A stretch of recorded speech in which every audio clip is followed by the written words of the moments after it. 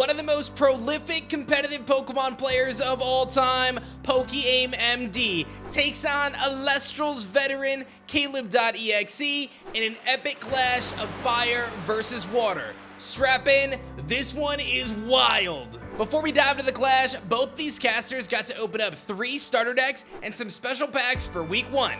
Let's see what they pulled. Caleb and his water deck lands a Rise from the Depths, a huge rune that pairs insanely well with Atlantis, the water stadium, to revive water Elestrals from the underworld. Caleb then pops off with the incredibly rare Stellar Majesty, of which only 99 copies exist in the world. Let's play back that reaction.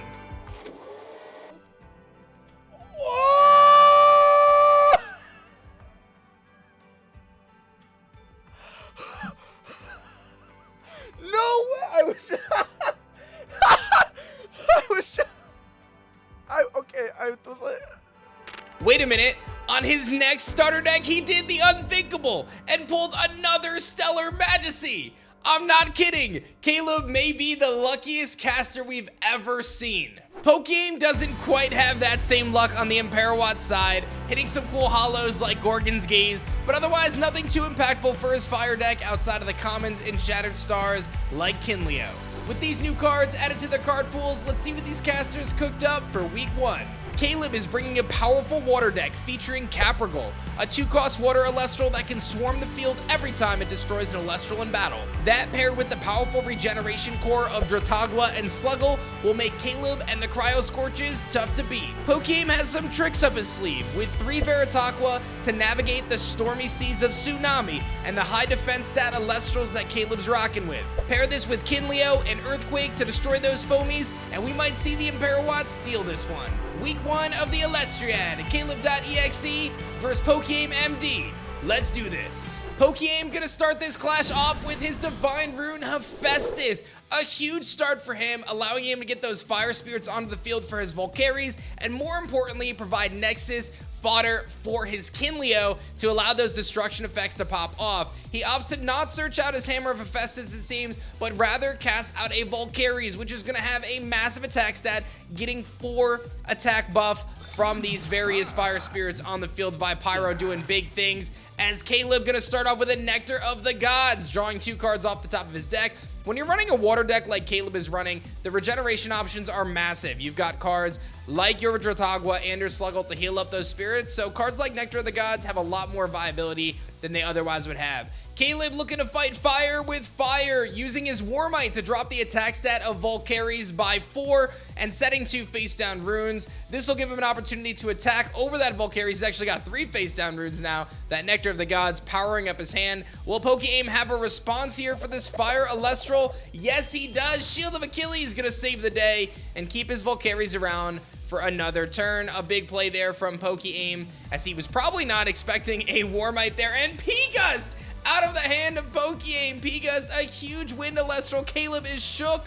That's going to take out one of those back row face down runes. This could be a mega huge turn for Pokeaim, as he's able to chip away at some of these cards and gain a bit of an advantage here, continuing to apply pressure with Volcaries and with P-Gust here. He's going to go after that face down, and it's a Nectar of the Gods that Caleb set as a bluff.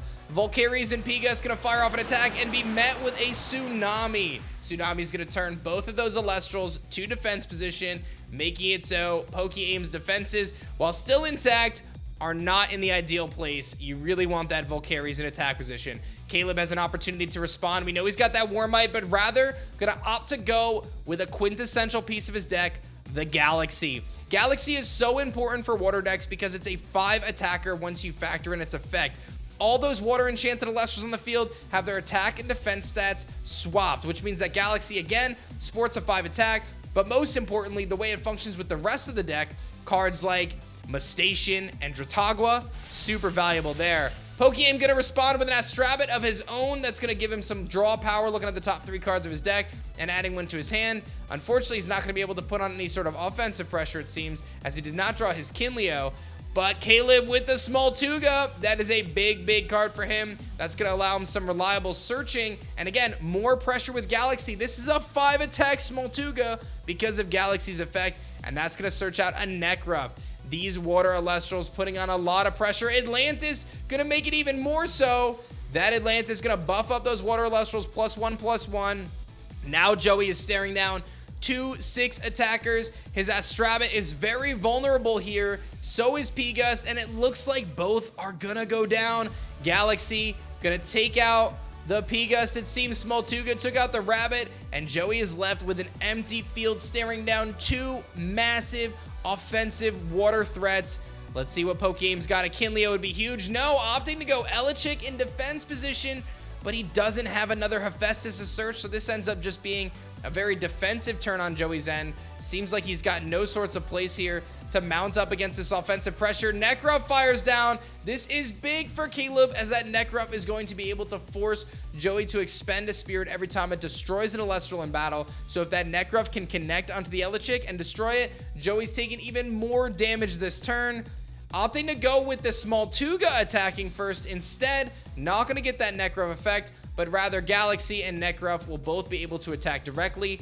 And I'm not sure Joey's going to have any sort of a response to this. He's probably going to end up taking the 2 spirits. Looks like that's exactly what's going to happen here, as he's got those 2 back row set.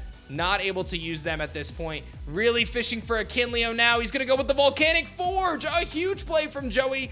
Perhaps what he needs to get back in this clash, taking over the stadium fight, and then getting Nekruff onto the field. That is a 6 attack Nekruff, and while he is staring down the opposing Nekruff, he can at the very least pressure that Galaxy, but a Gorgon's Gaze gonna stop him in his tracks. Pokeaim's attempts are shut down entirely, as Gorgon's Gaze prevents the attack from Nekruff. Joey's looking at his face down runes. Is he gonna go for a Chains of Prometheus? Tell me he has it.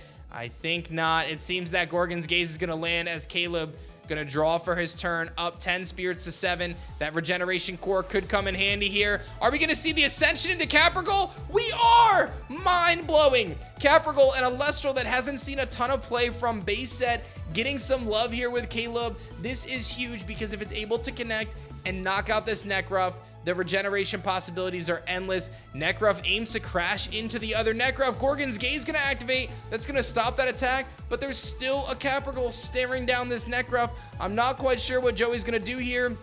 Galaxy firing off attack. Caprigal, maybe he passes in fear of a potential Shield of Achilles. I'm not sure. Nekruff comes down on Joey's end. The offensive pressure is mounting.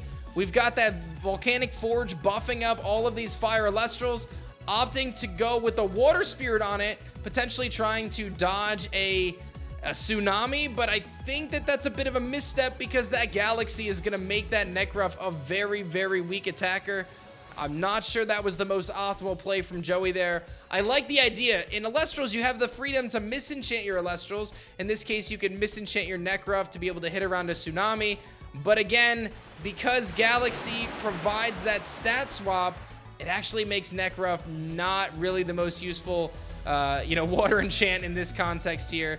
And it seems as though Tsunami's going to come out anyway, and it's going to be a little bit irrelevant, as it's going to turn all of those non-water enchanted Elestrals to defense position, as Caleb going to draw and continue to put the pressure on here. That Caprigal is ready to rock. Here comes a Water Spirit and a Cerebral. He's going to find out exactly what that face down rune is. Cerebral, a not super seen card right now, but has a lot of potential. You're able to look at the face down runes of an opponent, and if any of them are non-counter runes, you actually just straight up destroy them. So it can provide a tremendous amount of advantage, and in this case, he knows exactly what's face down. It's a Gorgon's Gaze, which means he can just fire off attacks and deal some massive damage. And it just clicked in my head, the Caprigal only has 4 attack because of Galaxy, so that's probably why he didn't attack with it before.